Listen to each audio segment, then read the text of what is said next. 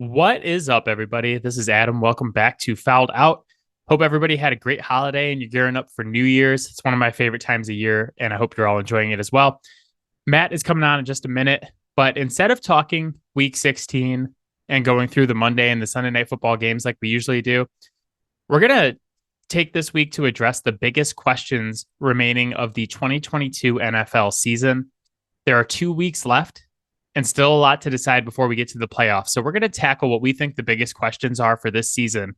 And then next week, we're going to be back after week 17 to discuss a major Monday night football game between the Buffalo Bills and the Cincinnati Bengals, and then review all of our preseason predictions, talk about what we got right, what we got wrong, and why, and revisit our top 10 quarterbacks list from the beginning of the season and compare that to where our rankings are at now. So that's the plan for the next couple weeks. And then all of a sudden we are at NFL Wildcard Week, which is one of the best events of the year and one of our favorite podcasts to do. So a lot to look forward to the next couple weeks. Matt is coming on in just a minute.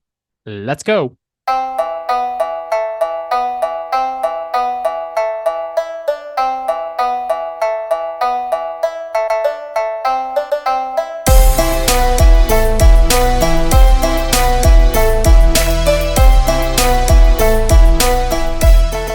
All right, Matt is here, fresh off week 16.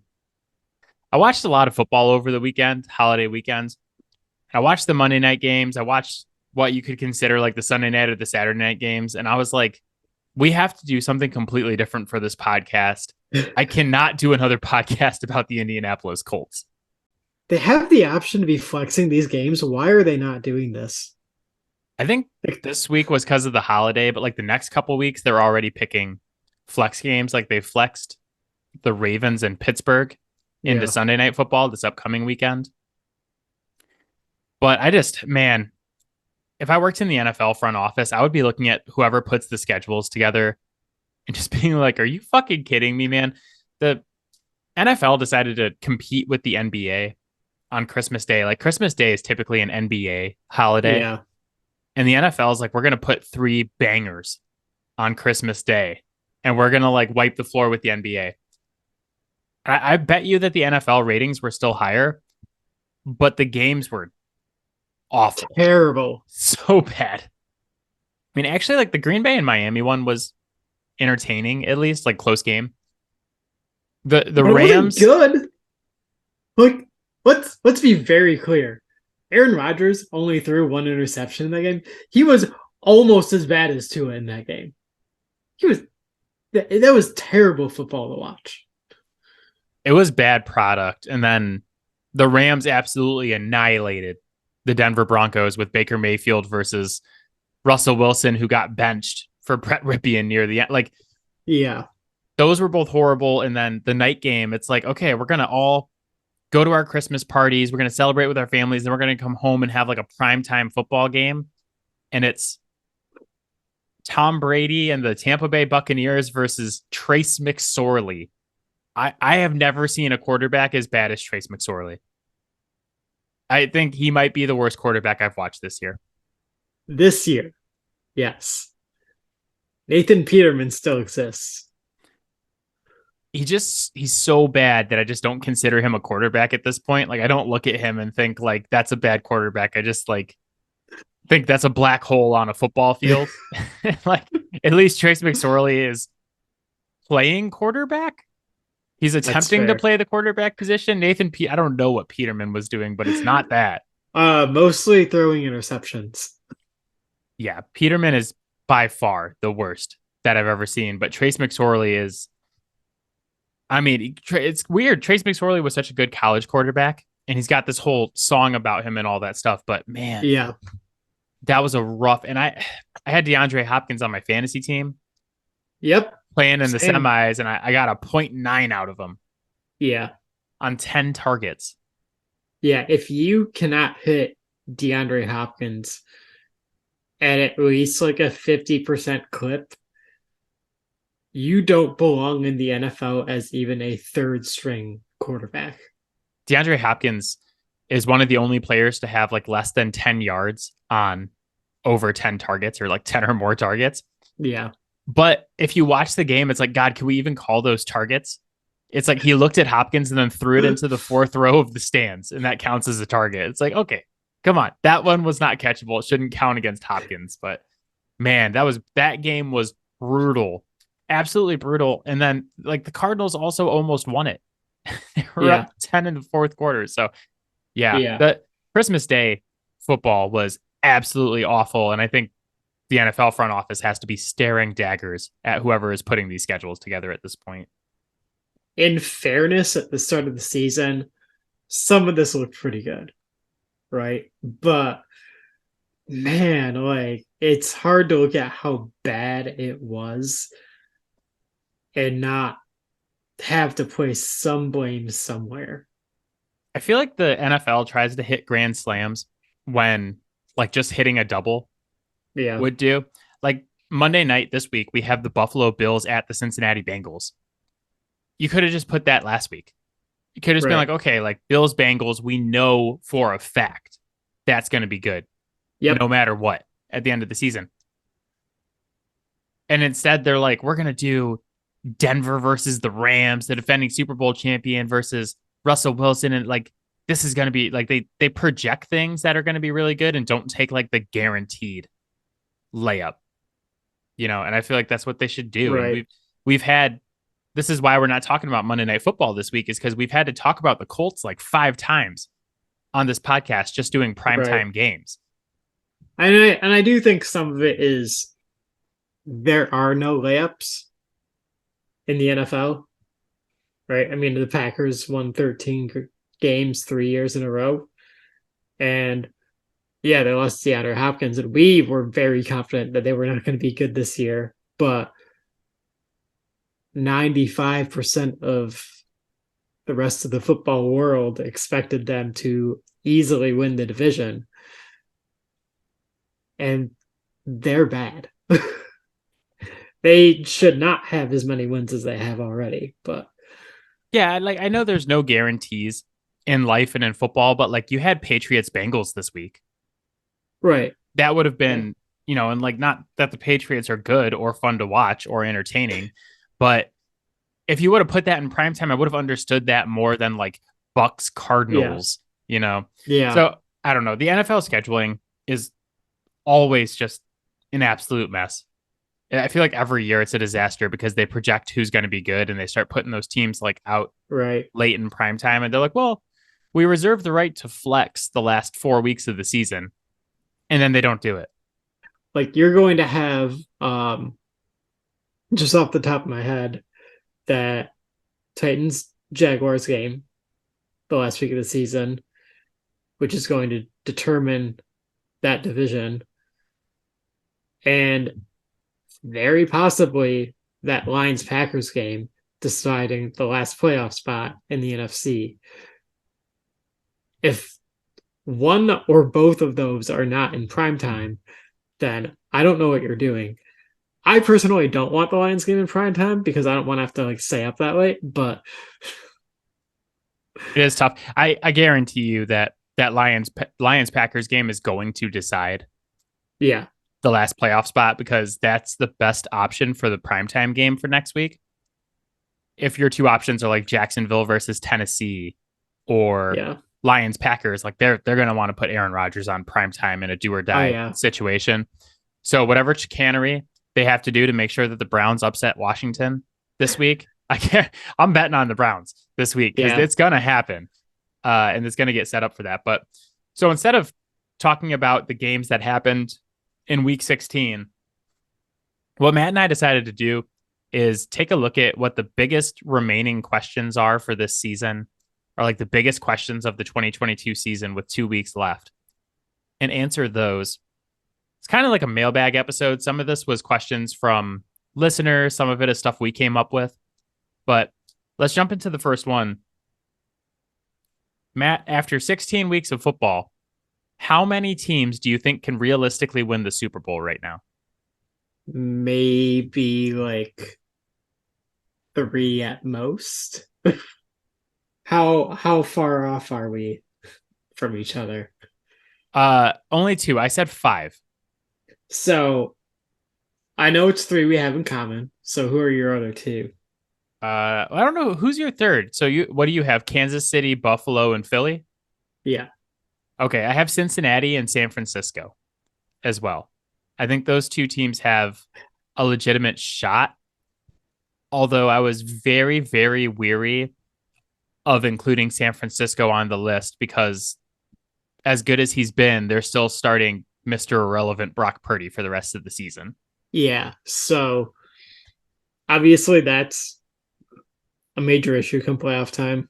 Um, like he deserves all the credit in the world for the how well he's played to this point because certainly backup quarterbacks typically do not play this well for this long. I expect Mike White to play this week. Most people do, but like we've seen how high he can get, but we've also seen as he goes on and plays longer, he gets exposed more and more, and that typically is how it goes. That being said, playoff football is a whole other beast, and I just I don't see him being able to hold up in a do or die situation where the quarterback's gotta be the guy and make the play. Maybe I'm wrong, but all 32 NFL teams didn't think he was that guy for almost the entirety of 7 rounds. So unlikely that's who he is. And then Cincinnati, like, look, I get that they're playing better football now, but it's still the inconsistency, the up and the downs with them. And one way or another, they're going to have to play Buffalo or Kansas City at some point. And yeah, when they're up, they're up. But I don't like their chances against either of those teams. So on the Brock Purdy front, I don't disagree with anything that you said there. Yeah. But I do think there's a world because San Francisco has the best defense in the league, in my opinion. And they're really good on special teams. And we've seen before that people can win Super Bowls without the greatest quarterback play. Like we saw Trent Dilfer win a Super Bowl. Yep. We saw Peyton Manning with the Super Bowl. And like, granted, those were generational defenses that led the way. But we've also seen the Giants win 2 Super Bowls with a defense that got hot at the right time. Right. So I do think there's a world where Brock Purdy doesn't have to be better than the quarterback on the other team to win the Super Bowl. I think that defense, the running game is really nasty with Christian McCaffrey. You got playmakers all over the place.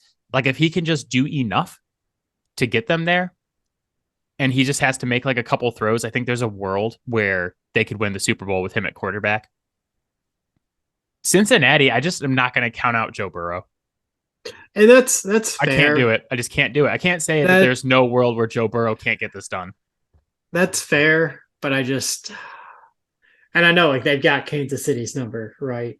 But we're also talking about Patrick Mahomes and how many times are you going to beat Patrick Mahomes one-on-one? Like eventually he's going to get one. I've been thinking about this a lot the last couple of weeks. Do you know like how incredibly important getting the 1 seed in the AFC is going to be this season? Oh, it's like the most important thing. It really is. I was like, man, because Buffalo and Kansas City are tied right now, but Buffalo has the tiebreaker. Yeah. But also Buffalo plays at Cincy this weekend. Yep. So there's a chance that Kansas City can still grab that seed. Whoever is the 2 seed is very likely playing Cincinnati in the second round of the playoffs. And so your options, if you're the 2 seed, you're probably playing Cincy. Or even if Cincy grabs the 2 seed, you're probably playing Kansas City or Buffalo. Like that's going to be a round 2 matchup.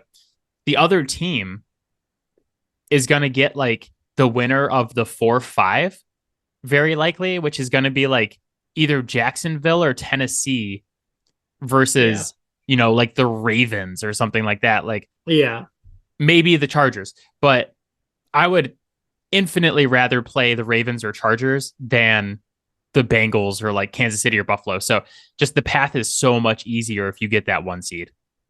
Is Lamar done for the year or is he coming back for the playoffs? Have we heard that yet? He might be back this week. He'll be back for the playoffs. Okay. Yeah. I will say if Lamar is back and he's got his head screwed on right and I still don't want to play that. I know the passing issues that they have, but that is also a team that you have to play different than you play every other week of the year defensively.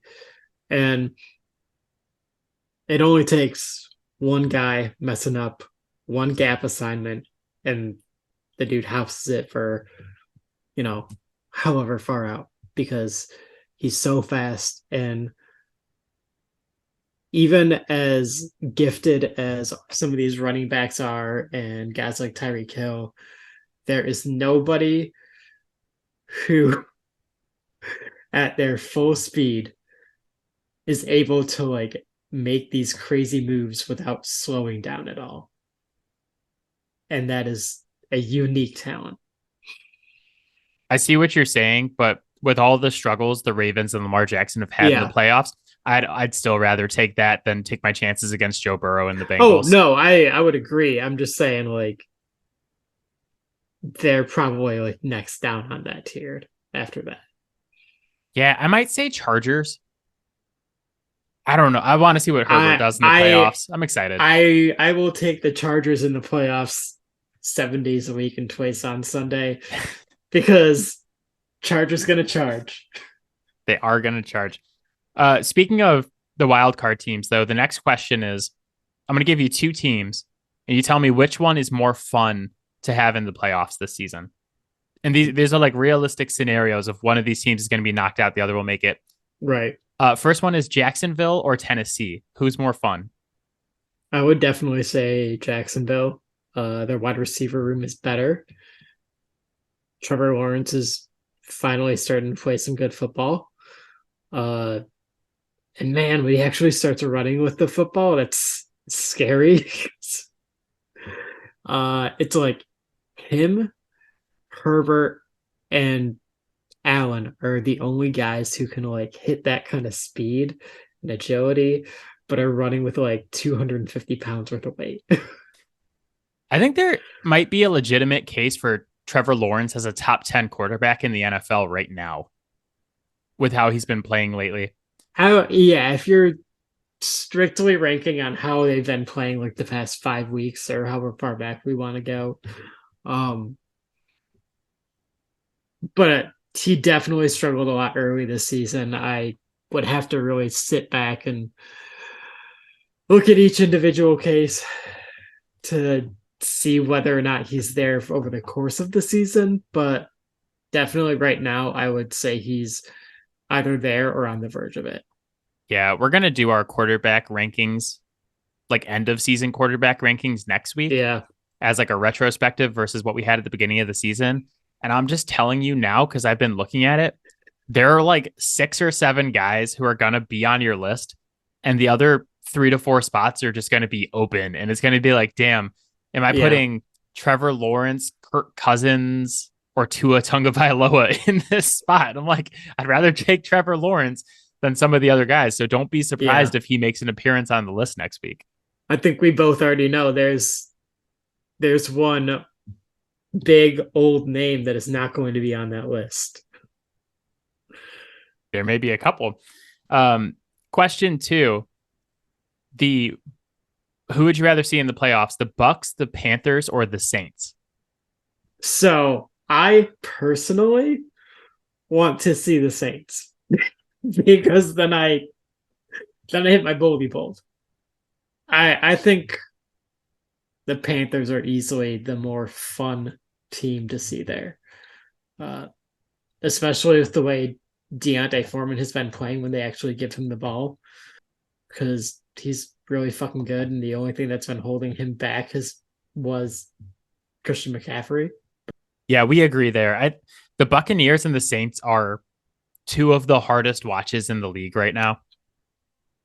Yeah, It's brutal. It is so hard to watch both of those teams. And at yeah, least like the Panthers are fun to watch.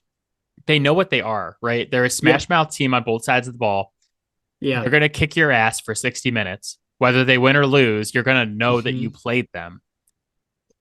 Yeah, And like honestly, I just think that they have a better shot against Dallas than yeah. either of those other two teams do. Well, and they know the limitations of Sam Darnold. And they also are starting to recognize, hey, Sam Darnold is fairly athletic. So let's force defenses to take into account his running ability, not just in the run game, but also when he's passing, to make things a little bit easy for him as a passer. Also, just the angle that if Sam Darnold wins a playoff game before the Jets win one, is infinite joy to me. The meltdown the New York media would have over that is just like, oh, I can't wait. Yeah, I watched that whole game against the Lions the other day. Yeah. We don't have to talk about it in depth because I imagine that it's not something you want to talk about this week. Oh my God.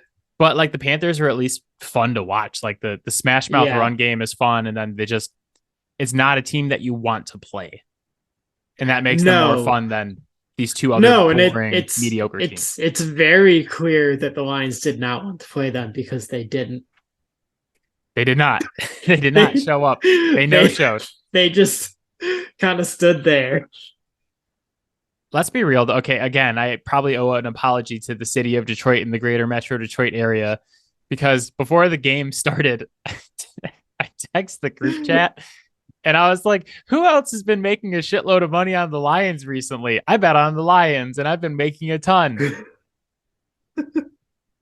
Yeah, this is entirely your fault. My bad, y'all.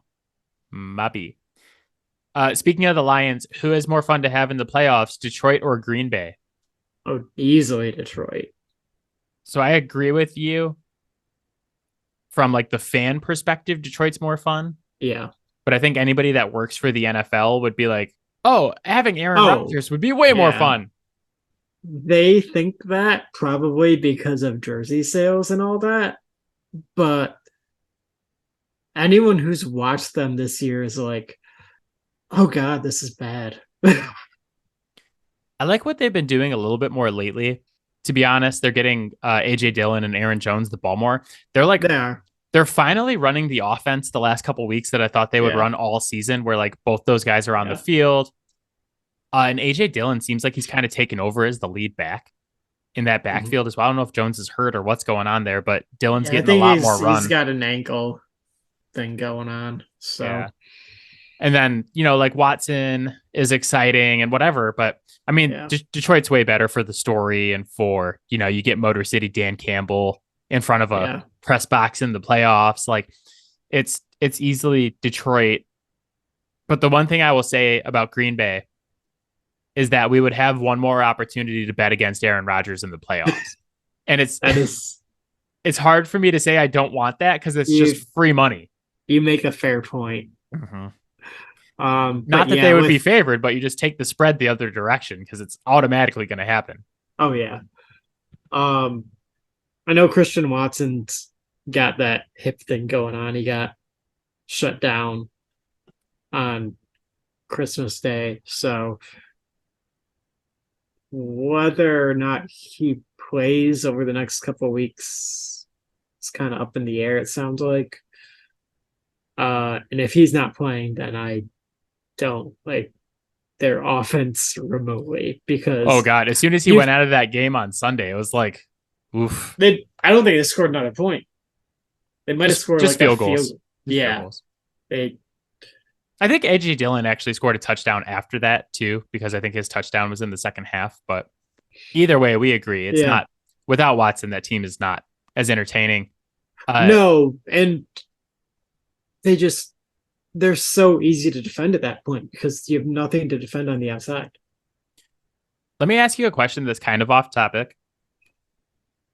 I can almost promise you that Detroit and Green Bay are going to play primetime week 18 with the winner making the playoffs. I bet that the Fighting Georges lose to the Browns this weekend. Green Bay is currently favored by 3.5 over the Vikings, and the Lions should beat the Bears.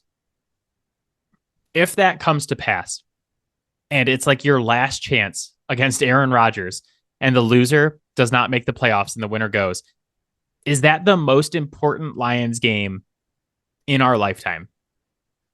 In our lifetime, I don't know. I mean, they did make the playoffs like 3 out of 4 years or something like that. So they're actual playoff games. It's up there, right? Definitely the most important one since 2016. I think it's at least the most important regular season game Yeah, that the I'd give you Lions will that. play. Yeah. Just because of like, think about the stakes. Like, what's at stake is like a playoff trip after how bad they've been with the Patricia era and all that. Yeah. And you got to do it against Aaron Rodgers and the Green Bay Packers. Maybe the exact stakes of this game aren't quite as high because both were going to make the playoffs anyways. But 2014 Lions Packers to end the season, and that was to decide the division. Obviously, we didn't get it done. That was when we had a historically great defense that everyone forgets about. But that kind of should have told us how that Dallas game was going to go. So I'm just going to go cry now. Yeah, that's a fair point. Last one. Who is more fun to have in the playoffs, the Giants or the Fighting Georges? I mean, I'm all about that Heineke matchup. Magic. I don't know why I said matchup. So I'm going to go off script here and say the Giants. It sounds like Washington is doing everything in their power to go back to Carson Wentz, who will start this weekend against the Cleveland Browns. They apparently told Taylor Heineke before the game against San Francisco that if he were to struggle against the league's best defense, that he would be benched in favor of Carson Wentz. Of course, he struggled because the 49ers are very good defensively. And now Carson Wentz is going to be the starter for the Fighting Georges this weekend against the Browns. Well, let me. Good God. Yeah. Yeah, like I said, I'm all about the Heineke magic, not Pennsylvania. not. Oh my God, that's such a bad decision. Isn't that brutal? And so, like, the other reason I was going to say the Giants, though, is just because I feel like Dayball's one of the best coaches we have in the league, looking at like what he has done with the Giants this season. Yeah. And I would just be interested to see what he would cook up in a playoff game where he's like, nothing to lose. We're going to throw the kitchen sink at presumably the 49ers. And I would just be interested to see what they do because they've done a bunch of super weird shit this season. Yeah. I don't think they would win, but it would be entertaining at least. No, and I mean, let's give credit where credit's due. He took a quarterback that all of us have kind of written off, and still, we look at him, we're like, I don't know if I want that. But he's made good use out of Daniel Jones and utilized him in ways that previous coaching staffs have not. Like, none of us looked at that Giants job and thought it was particularly attractive. And you have several guys having career years on that roster. Yeah, I mean, I'm still out all the way on Daniel Jones. I would not pay him this offseason as anything more than a backup. But yeah, that's exactly my point, is that Dayball's been so good this season. Yeah. All over the place. Like, the defense has been not great, but better than expected. And the fact that they're probably going to be a playoff team, he, in my opinion, should probably win Coach of the Year for that. Mm-hmm. I don't think he will, because I think like Sirianni or someone will win it. But I'm super impressed by what he's done, and I'd like to see what he cooks up in a playoff game for sure. Next big question.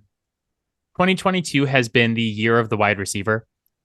You and I talked about this week about how we are seeing like the resurgence of the number one receiver in a way that we haven't seen in a long time, where you just have multiple guys having monster years.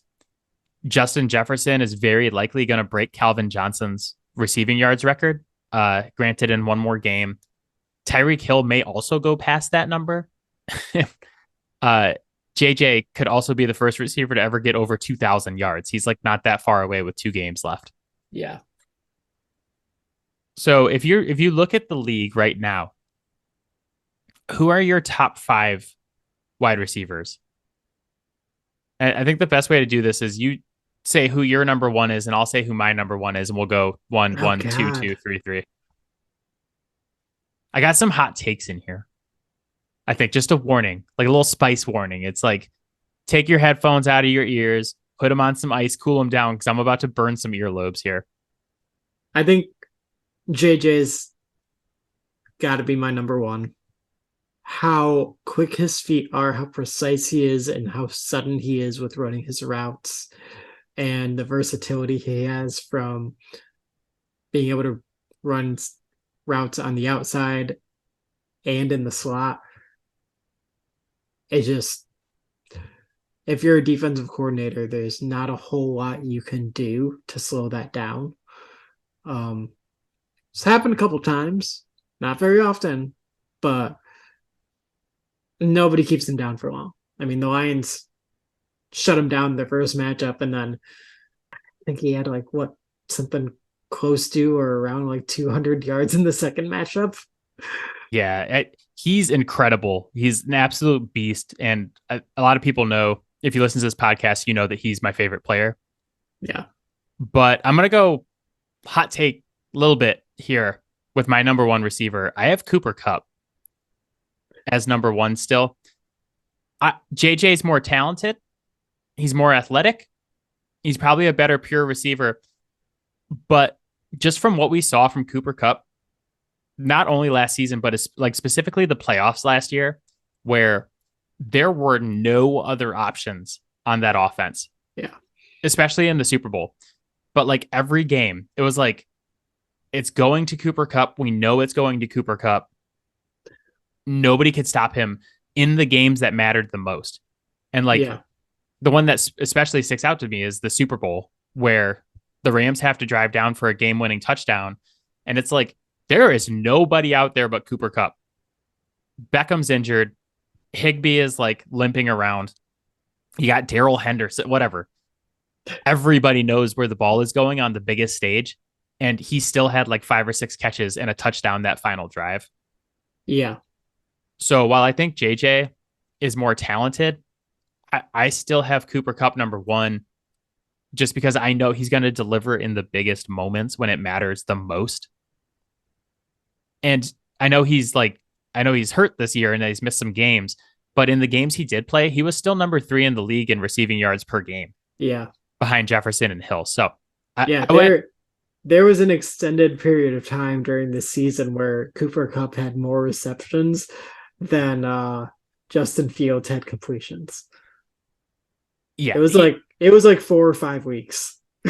Yeah, when healthy, I think there's like a really legitimate argument to be had between Jefferson and Kupp.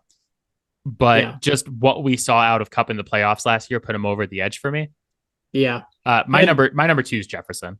My number 2 would be Kupp. I will say, like last year during the season, I did still have Robert Woods for up until the injury, and I did get Odell Beckham Jr., who wound up playing pretty well for them, you know. But yeah, what really proved it was the Super Bowl when, you know, obviously they didn't have Robert Woods anymore. Odell went down. Higbee went down. Van Jefferson was there, but like he's like a mid-level wide receiver 3. So you're down like 3 or 4 of your top 5 weapons. And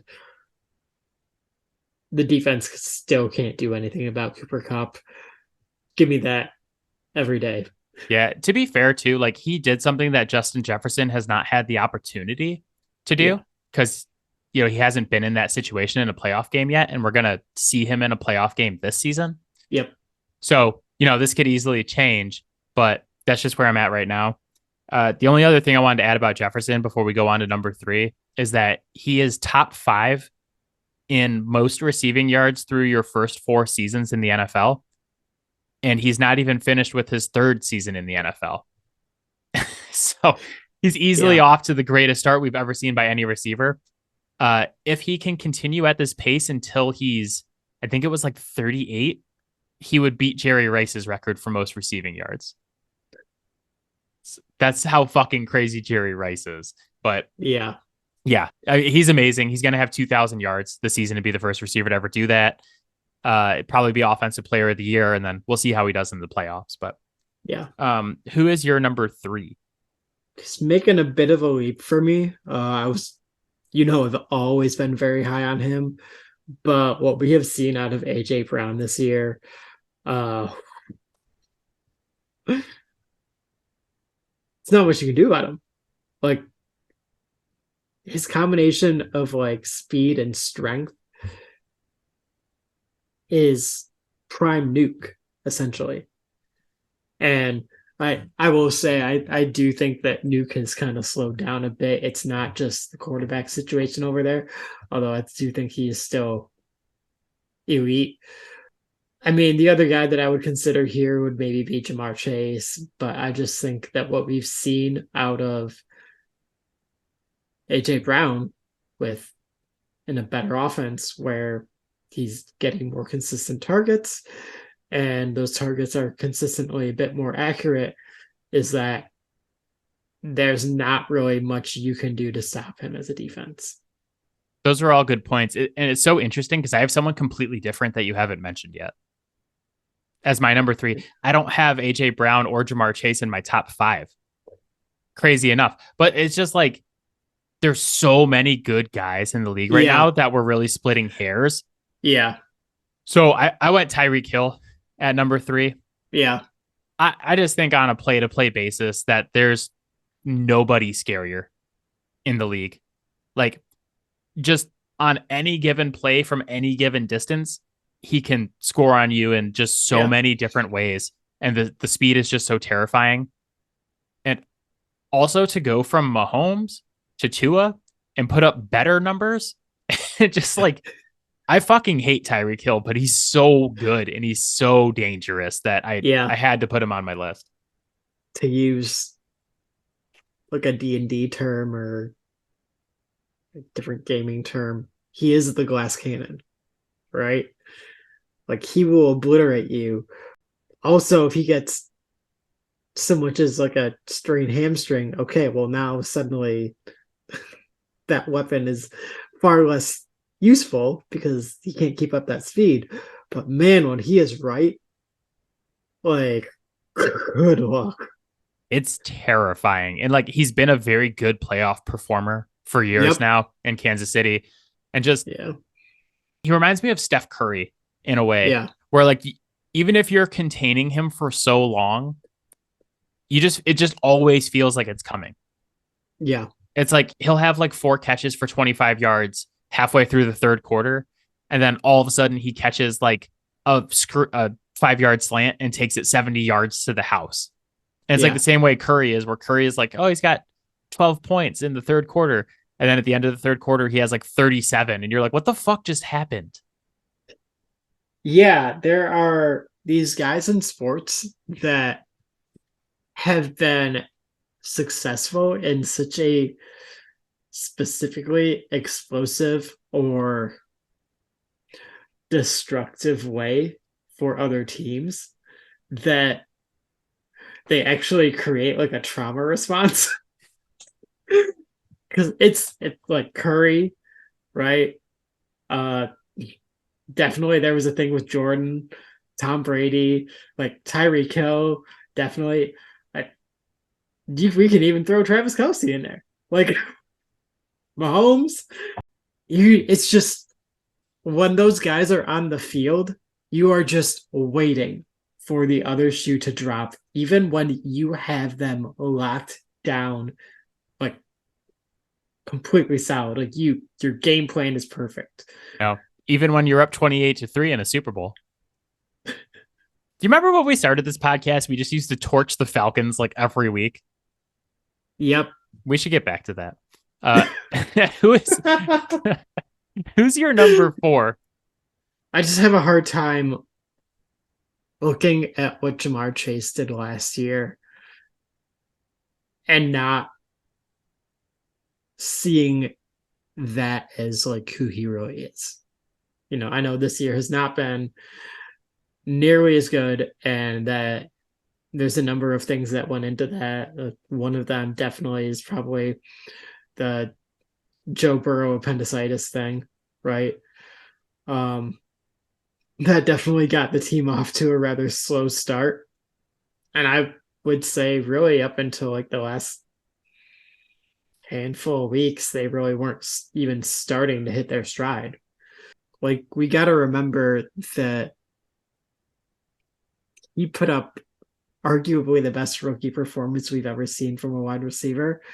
And also, when he was playing with Joe Burrow on the same team as Justin Jefferson, he was the better wide receiver in the SEC when, like, they were going up against the likes of like Pat Surtain, AC Horn. Like, they were going up against really good cornerbacks and just nothing. No one had nothing for him. Yeah. Hard to argue with that pick. My number 4 was Davante Adams. Yeah. 12 receiving touchdowns this season, is tied for the league. He's third in receiver grade on PFF, only behind Justin Jefferson and Tyreek Hill for just like a pure pass catching perspective. He's kind of disappeared at some points this season, which does bother me, but I think that's more of a function of like Derek Carr being a little bit too conservative and Josh McDaniels just calling shit games and having shit plans. But I think like when Davante Adams is like peak Davante Adams, that he's still either the best, if not, or like if not one of, then the best receivers in the league. Like when he's on his game and he's like playing at like peak form, it's so hard to be better than him.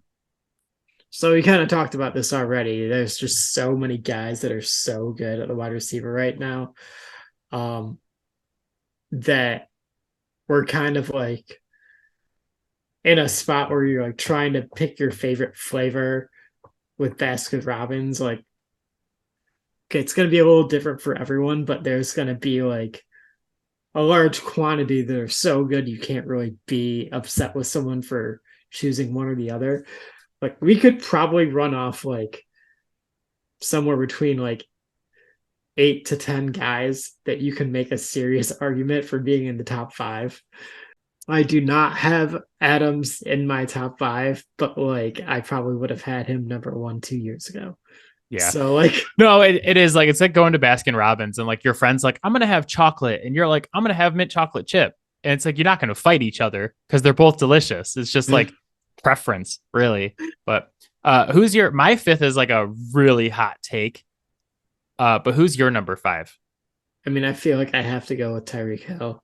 I mean, he just is so explosive. The other guy that I really thought about there was Stephon Diggs. Mm-hmm.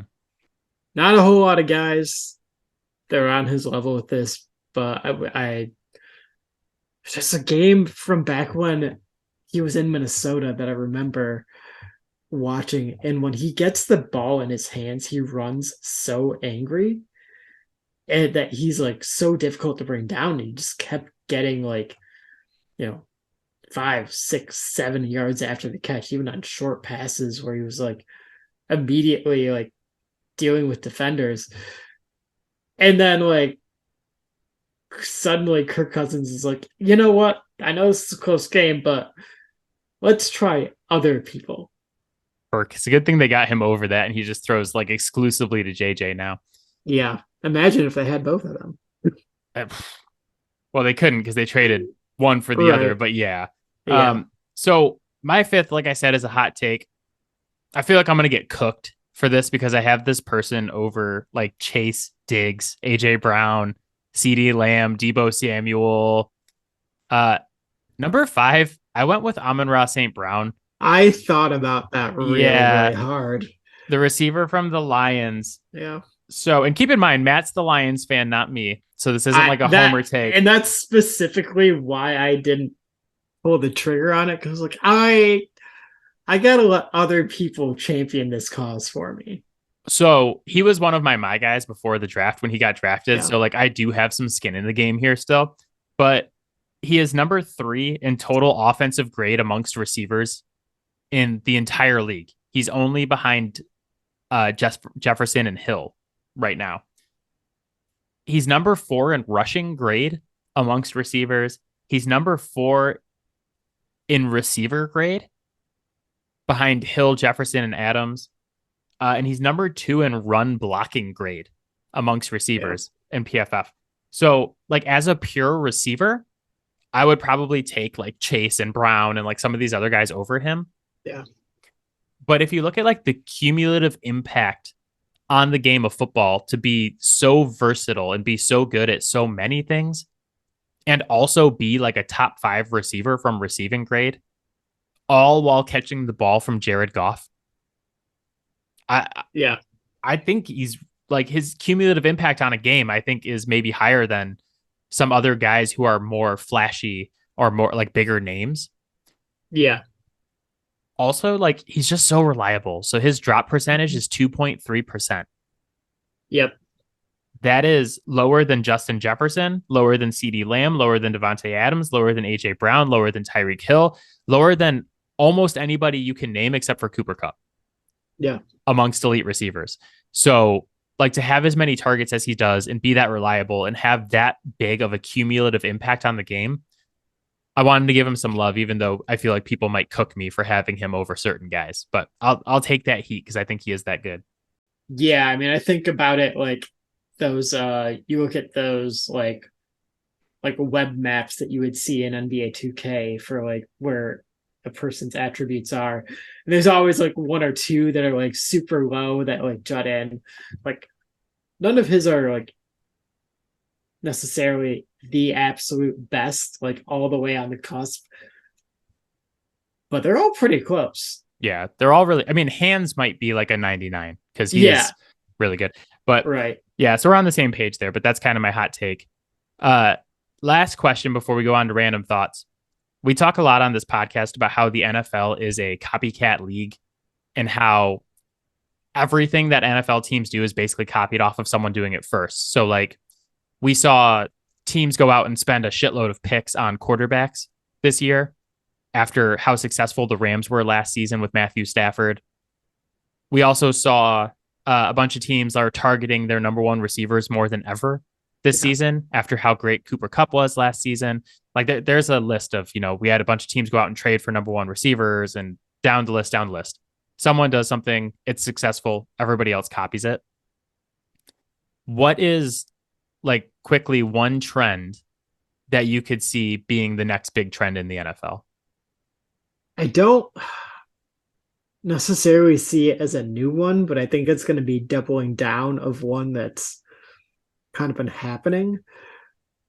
And that's investing more and more resources into high-end wide receivers, right? So that's, if there's, one on the free agency market, which is not likely to happen, they're just going to franchise them. And then if they really aren't going to play, they'll probably trade them for what they can get. Or do the whole Devontae Adams thing, which, again, the rare lose-lose, which you love to see. Or, just spending high picks on wide receiver. I mean, there was quite a few years where you would see very few wide receivers drafted before 20. And that's started to shift. And I think you could start to see that happening more and more because of how much we have seen having that true dominant number 1 can do. Yeah, I like that one. Mine kind of ties into that. So my prediction is that the NFL draft this year, we see teams very, very reticent to trade back and trade out of spots where they can draft an elite wide receiver. Yeah. I think if you look back at the 22 draft and you look at all the teams that traded back and teams that traded up, that the teams that traded up consistently won every single trade, or like at least the vast majority of them. There are very few where the team trading back won the trade, even though it's only been one season. And that, like, a lot of the teams that traded to get wide receivers specifically won those deals. So now that the draft is obviously over and has been over for a long time, and we're almost at the end of the season, you can go back and put names to all the picks that were traded. So I did that today, and I'm going to give you the list of trades that happened involving wide receivers during the draft to kind of outline what I mean. So the Saints trade Jahan Dotson, Brian Robinson, and Brandon Smith for Chris Olave. So the Saints traded up to get Olave. And while Dotson and Brian Robinson have been good this season, Olave could very well be the best receiver taken in the 22 draft. The Lions trade Lewis Seen, Christian Watson, and Brian Asamoah to Minnesota for Jamison Williams. This one's maybe a little bit more even because Christian Watson is better than people think that he is. And we'll talk about him a little bit later. But I think the jury's still out on this one because Jamison Williams has been hurt. And both of us had him as the number one receiver on our boards for that draft. So I'm still waiting to see on that one. And I'd have to look it up, but I'm not sure that Jamison Williams has even cracked like 30 snaps yet. No, so that's jury's out on that one. The Cardinals trade Khair Elam for Hollywood Brown and Majai Sanders. Hollywood Brown was phenomenal for them up until he got hurt this season. He was actually very, very good in that offense. Philly trades Treylon Burks and Jeremy Ruckert to Tennessee for A.J. Brown. I mean, we just talked about A.J. Brown being a top 5 guy. And while I still like what Burks could potentially be, I don't think he's ever going to be as good as A.J. Brown is right now. No. I mean, we talked about that this year, that like trading him away was GM malpractice. Absolutely brutal. And then the last one, Green Bay trades Alec Pierce and Ed Ingram to Minnesota for Christian Watson. So, I mean, pretty consistently, the teams that traded up in last year's draft are the teams that won the trades.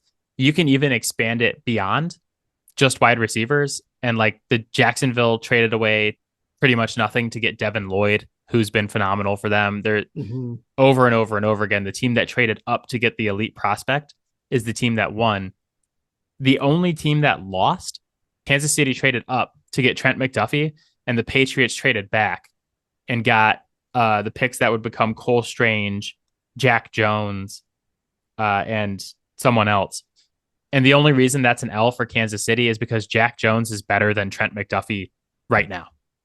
So, and we got Cole Strange out of it, who started all 15 or 16 games so far this season. So yeah, we'll see how that one goes. Obviously there's a lot to be seen from the players in this draft, and like a lot of these could change. But I think looking at what I just laid out, teams in the 23 draft are going to put higher premiums on trading elite picks away, especially in positions where they can get like a Jordan Addison or Quentin Johnson or Jackson Smith and Jigba or someone like that. The other aspect to look at it is if a team is considering taking a quarterback at some point, like next year's QB class is supposed to be significantly better than this one. If you think you can get through the next year with what you got, then you got to weigh the value of, okay, do I stick where I am and try to get that elite prospect? Or do I try to sell off this pick to try and get another pick in next year's first so I can go get the quarterback? Yeah, potentially, for sure. I just, with the importance of wide receiver and like everybody's going to want to take a shot at these guys. Right. I see more teams staying put and taking the shot than trading away necessarily. But yeah, and that's going to be very situational, right? I mean, obviously, like look at Detroit. Like they've got Amon-Ra, they've got Jamison Williams. They could very easily probably bring back DJ Chark, who has kind of come on towards the end. Not a bad trio to roll forward with. While yes, adding another piece of that would certainly be nice. uh, does that elevate you more than finding your quarterback of the future? That's not a answer that I want to have my, you know, 7-figure job dependent on. So Yeah. No, it's fair. But I could also see teams looking at like Miami and being like, yeah, look what they're able to do with Tua when they have two elite wide receivers. And having yeah, one or more elite wide receivers means that yeah. I don't have to go into this absolute crapshoot that is drafting NFL quarterbacks Right. because You it's so hard. It is so hard to draft a quarterback. The bust rate is like insane. Oh, it is, but you can also look at Miami and even just, their most recent game and be like, man, they got two elite receivers, and he still threw not one, not two, but three, not just interceptions, but terrible interceptions. Like each of each one of those was worse than the last. Like it's not hard to sit there and be like, okay, like this has like kind of worked so far, but if your end goal is winning a Super Bowl, is like this can't be the answer, right? Yeah, but also he's back in concussion protocol Yeah. now. So I think that maybe you make the argument like, okay, this guy's got 8 interceptions and probably more concussions than that. So, like, maybe it's not the best example at the quarterback It's position. But fair. all right. Random thoughts from week 16 of the NFL season. Random thought number one: all important neutral site games should be played indoors. The weather was a huge factor all over the NFL this season Yeah. and just resulted in like very, very poor product in a lot of games. Like games were hard to watch this Yeah. weekend with how bad the weather was. So, like Super Bowls, college football playoffs, neutral site games that are like exciting, international games, stuff like that. Everything needs to be played inside. Like the Bills and the Bengals are playing in Cincinnati on Monday. It's an outdoor game. And I'm just hoping the weather doesn't like super affect it because it should be really fun. And I don't want it to get like ruined by snow and rain and wind and all sorts of nasty shit. Even if it's somewhere like Miami, like they still get some crazy storms, So And like weather is part I'm of tired. football. It is, but like I'm also when it's like the most important games of the year, I don't want to just watch ugly football. And That's the like key. That's the I'm key. okay with a defensive battle, but like I don't want a defensive battle because nobody can hang on to the ball.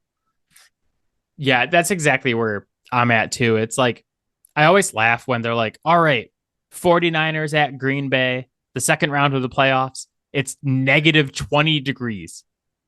It's just like it Yeah. affects one, it affects the quality of the game. You're just like watching a much sloppier game at that point. And two, it's like not in that specific case because obviously the better team won.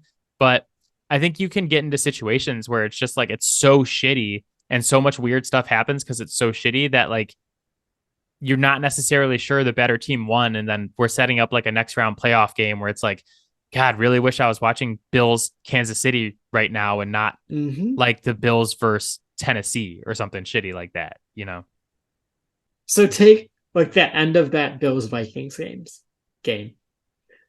That was fun, but because like it was just the players doing it.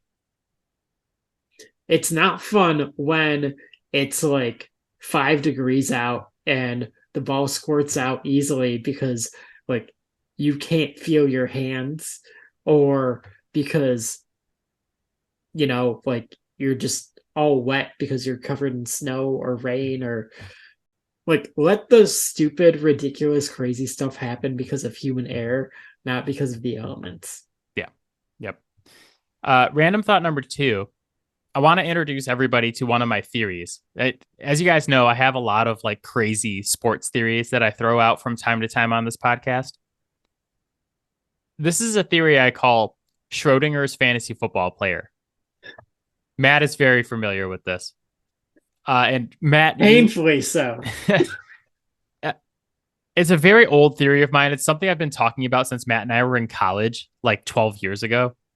If you don't know what Schrodinger's cat was or is, and Matt, you can jump in and correct me if I say this wrong because you're the one with the psychology degrees. It's a famous thought experiment by a psychologist named Schrodinger, where you basically have this cat in a box and there's poison in the box. And if you open the box, the cat dies. But with the box closed, the cat is maybe alive, maybe not. You can't really tell. But he's kind of always dead because if you open the box, he dies and you can't tell otherwise. I went back to read it today to make sure I knew what I was talking about. And there's like all these different interpretations of the thought experiment and like all this crazy. What you need to know is that like the cat's alive in the box. If you open the box, the cat dies. Just like very base level. Yes. So how does this relate to fantasy football? That is a great question, listener. My theory is that how good real life NFL football players play in any given game is directly related to whether or not you put them in your lineup for fantasy football. Thusly, the one player that you are deciding whether you should start or not this week is our cat. If he's on your bench, he is in the box and alive. If you put him in your lineup, you take him out of the box and kill him, resulting in him scoring like 3 to 5 points and vastly disappointing you. While if you leave him on the bench, he scores like 33 points.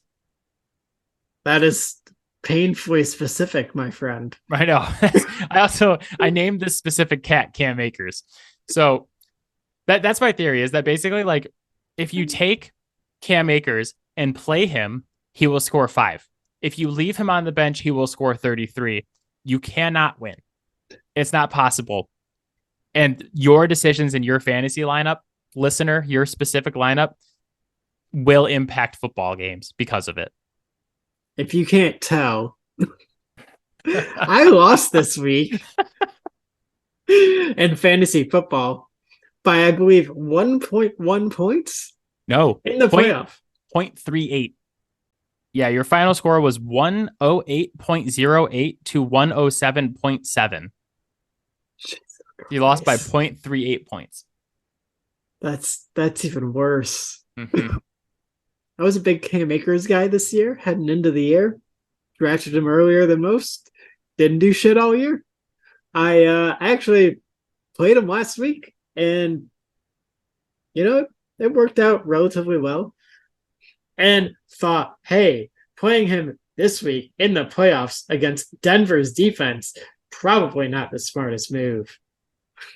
Because Denver's defense is probably the best in the league. You can probably have some arguments there, but considering the situations that they play in, I would say they're playing under more duress than Dallas's defense has played at any point this year. So, yeah, I'd still probably take San Francisco, but like I don't disagree with you that like their performance in the situation they've been placed in before Sunday's game was pretty impressive. Yeah, I mean, like even though San Francisco though, like they don't have to spend nearly as much time on the field because every time they get a stop, they get like a minute on the sideline. Yeah, so this was my final random thought is the fantasy update, and also just the fact that fantasy football is just stupid. It's stupid. Like so many people this week got screwed by either bad performances or crazy performances. Like Denver's been one of the best defenses in the league this season and was playing the Rams, who prior to Sunday had allowed the most points to opposing fantasy defenses of any team in the league. Put up a -4 in leagues that cap that kind of thing. Put up way worse numbers in leagues that do not cap that kind of thing because they did not get a sack, they did not get a turnover, and they allowed 40 plus points. So pretty fucking brutal. You would think starting Denver's defense against the Rams, you're like, this is a good start. Right. Yeah. I'm like, all right, well, like Baker Mayfield had his moment, and now it's just going to continue being a shit show. But nope, that happened to me. In addition, so I played Zach Moss in my flex spot, which he didn't do nothing, but like certainly not 33 points. I also had DJ Chark on my bench, who had like somewhere like I think it was like 15 points or something like that. Another season-long underperformer, 12.8 points it was. This leads into my fantasy football theory. Hang on to your underperformers all year long, and then just play them in the playoffs. Because clearly that's when they're going to play their best football. We see it every year too. Nick Chubb's rookie year, like, didn't really do much all year long, and then come the playoff time, they're like, yeah, you know what? We're just gonna give him the ball. And I think the dude put up like 20 plus points every single game in the playoffs. Yeah, and just like the cherry on top of like the nut kick Sunday that was Matt's fantasy week is that you were down like 30 points going into Monday Night Football, and you had Austin Eckler and Zach Moss, and they came all the way back and fell just 4 yards short of us meeting in the fantasy football championship. Well, and if it was like just that one team, it wouldn't have been so bad. But my other team, I had DeAndre Hopkins with his 0.9 points. I had Christian Watson, who, like, in the first half, was like, all right, like, he's racking up some receptions, some yards. If he sneaks in a touchdown in the second half, like, we got something going here. I got a chance. Well, early second half, gets the hip injury, done for the game. I started Zonovan Knight for some dumb reason. 1.8 points. You know what defense I started in that league? The Lions. Oh, no, that's the other league. But don't worry, it couldn't be worse. Was it Denver? I started Denver. Yeah. It's brutal. So I had -4 in both leagues for my defense. It's like seemingly impossible. The thing that's so like funny about all this to me is that like Matt had like legitimately good fantasy football teams. A lot of people in both of our leagues had legitimately good fantasy football teams. You know who didn't have a good fantasy football team? You. Me. Do you know who's playing in the championship this weekend? You. Also me. I have this like shitty little team that had no business being in the playoffs at all. It was 6-8 during the regular season, made the playoffs because of the tiebreaker for points scored over another 6-8 team. And I've somehow beaten the number 3 and the number 2 team in the league in consecutive weeks, but not by virtue of my team being good. I've done it by virtue of their teams being extremely bad. Last week, I beat the number 3 team in the league 101-84. This week, I played in what might go down as the worst fantasy football playoff game of all time, where I won 95-75. And like, it was just like a race to the bottom from the very beginning. I won with Justin Fields scoring 9.8, DeAndre Hopkins scoring 0.9, and J.K. Dobbins scoring 5.9. My 2 highest scoring players were my defense and my kicker, who scored my defense. The Chargers defense scored 20. Gano scored 14. Nobody else on my team broke 13 points. On the other side, the team I was playing against had Aaron Jones do 4.4, Josh Jacobs do 5.5. It was just like, it was projected to be like 120 to 118, 95, 75. So here I am in the fantasy championship. I have absolutely no business being here. My team is not good, but I'm going to win the fantasy championship as a shitty little 6 seed because I guarantee like the number 3 team put up 85, the number 2 team put up 75. The only logical thing that can happen is that the number 1 team in the league, the team I'm playing against this year or this week, puts up 65. And that I win like 80 to 65 this weekend. It's really, it's a stupid thing because if you would have played me this week, you would have won. Even with everything that went wrong because you scored more points than me. But I just happened to be playing Vince. In 1 week.